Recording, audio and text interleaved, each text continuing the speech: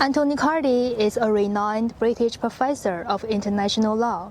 His dedication to nearly a decade of research, exploring a century's worth of archives on the South China Sea, culminated in his book, The History and Sovereignty of the South China Sea.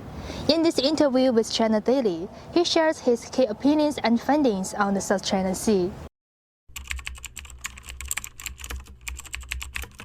Well, to summarize, I would say that it is the view of the legal advisors within the British and the French foreign ministries over a period taken together of about 100 years, from the end of the 19th century, 1890s until the 1970s, that the Spratly Islands and Paracel Islands, as they are known to the west, as to say the Nansha and Xisha Islands, as territory belonging to China.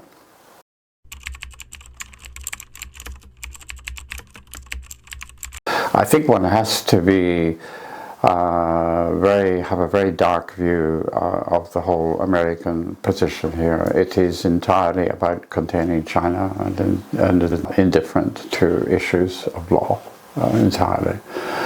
So I take a very, very dim view of America with its military exercise, the Philippines military exercises in the South China Sea.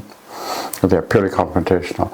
I would add that there is very, very detailed consideration of the Filipino claims to any part of the South China Sea in the British and French archives, and they are quite categorical that they have no claim whatsoever, historically. None. In this interview with China Daily, Anthony Carty shares his key findings that the Nansha Islands and the Xisha Islands are territories belonging to China.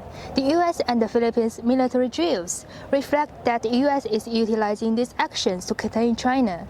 More importantly, the British and French archives clearly show that the Philippines has no claim to the South China Sea. Professor Carty speaks for justice, and the international community should notice his true findings and treat China in a fair way. History has the final say.